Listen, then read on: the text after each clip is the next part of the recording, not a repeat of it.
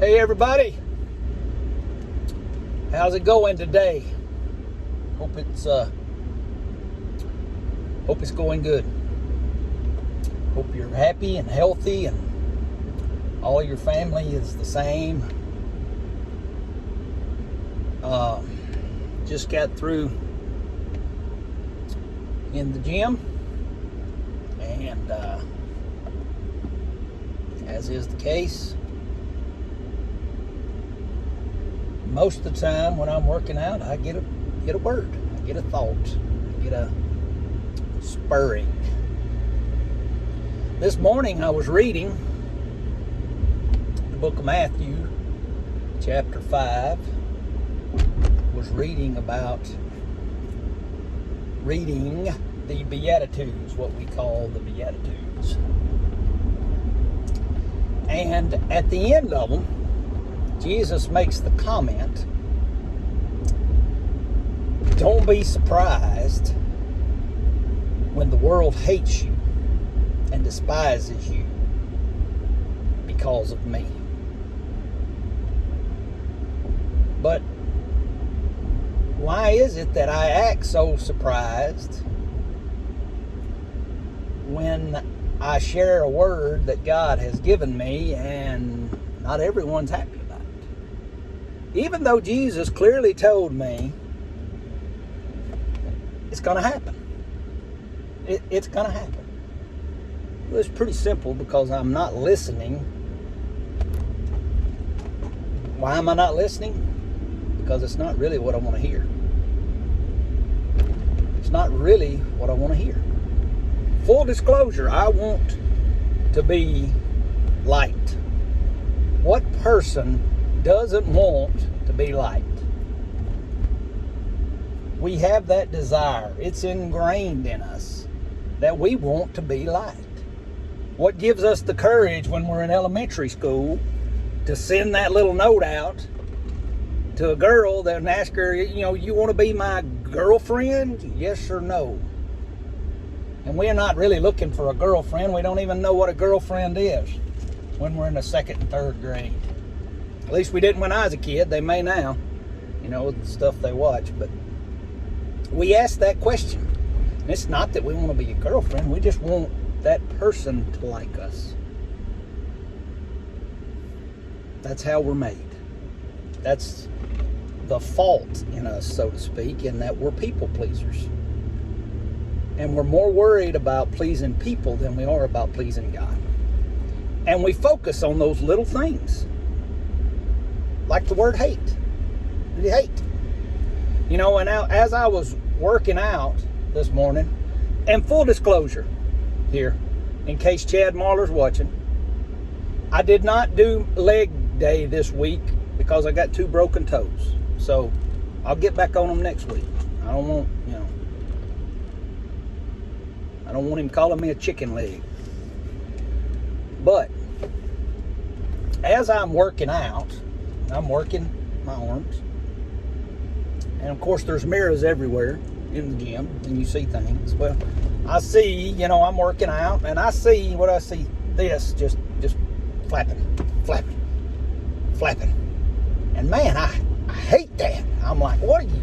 I've been working out for 2.5 years and, I still flapping like a chicken flapping his wings. And I hate that. And as I'm looking at that, God clearly speaks to me and says, that's your problem. And I feel like that's all of our problem. We focus on the little things that aren't really all that important.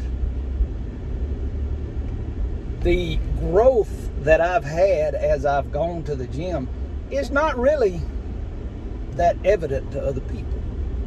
But I can see it myself. And what does it matter if other people can't?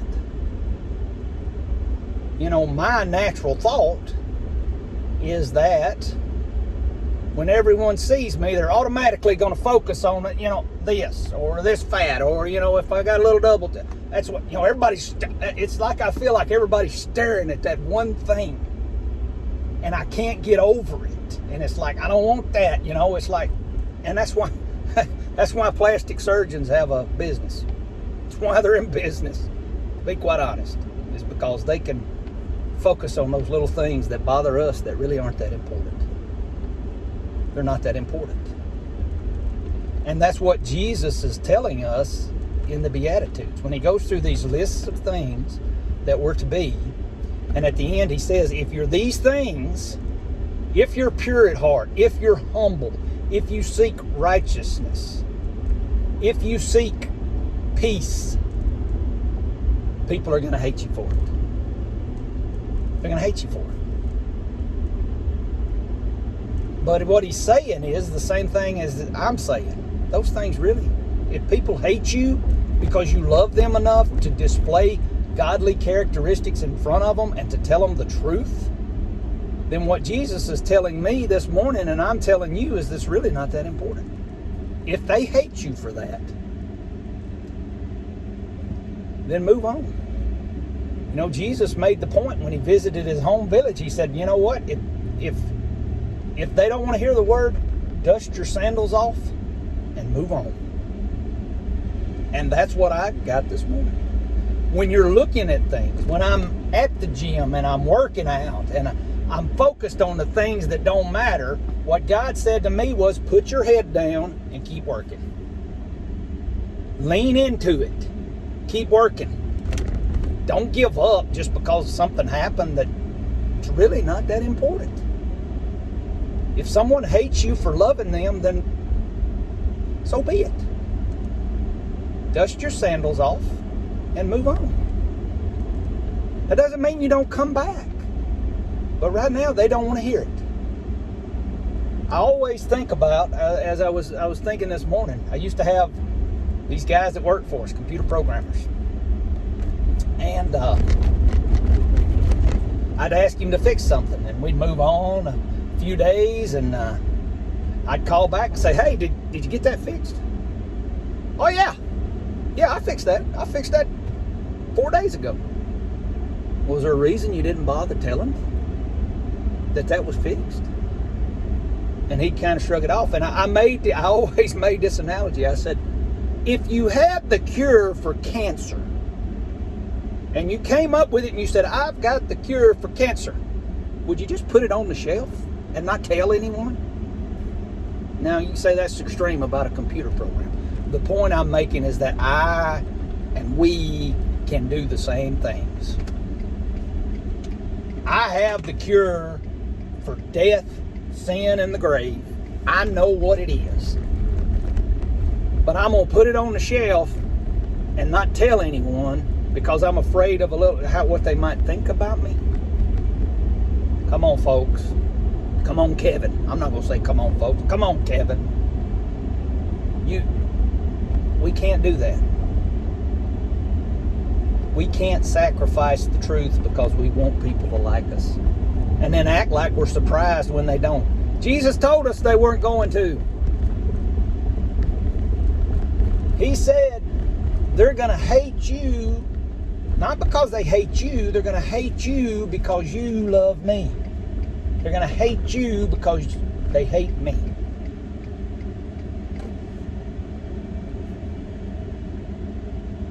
They're going to hate you because they hate me. I want you to let that sink in, because I don't let it sink in enough. You're not going to be the most popular person in school or at work or anywhere. It's not a popularity contest. It's not about who gets the most likes and the most views and the most heart emojis or whatever it is. And I'm not downplaying that. I like hearts and thumbs up emojis. They're cool. They're all right with me. But that's not the purpose. I'm not doing these videos because I'm looking to be popular. I'm not looking to start well, man, that's a cool earthly ministry. No, I'm not looking for an earthly ministry. I don't need one. That's not why I do what I do. And sometimes I struggle with doing them. I mean, full disclosure about my workout. How am I? I'm going to be fully open with you. I have no reason to hide it. Why would I hide it from you? I can't hide it from God. So why would I hide it from you? I struggle. Now, anyone that tells you the Christian walk is an easy walk is a liar. It's not easy, because every day you're fighting what you want to do. And you're saying, God, replace what I want to do with what you want me to do. Because my ultimate goal is to please you. And that's my goal. I fall short of that goal time and time and time again. But you know what God says to me when I fall short and I'm questioning myself? Because I can question myself and I can feel sorry for myself. You know, when I get asked to do something, I can say, well, we need some help. We need some help at church camp. We need some help at church camp, Kevin. Well, aren't I doing enough is what I could think. And I do think it. You know, I'm teaching a Sunday school class. You know, I'm preaching when I get the opportunity. I'm a deacon. I'm on this committee and I'm on that committee and and I can feel sorry for myself and go, you know what? I'm doing enough. Let somebody else do it. And in that moment, God says to me the same thing He says in the gym. Put your head down. Quit focusing on that little thing that you think is so important. Put your head down and get back to work. Put your head down and get back to work. And that's my word for you this morning. I know it's hard. I know you get tired. Everyone does. Jesus got tired. So don't think you're not going to get tired. Put your head down. Go back to work. And you may never see the fruits of your labor. But that doesn't mean that they won't come to fruition. Because God's promises are true. Nothing He does is in vain in your life.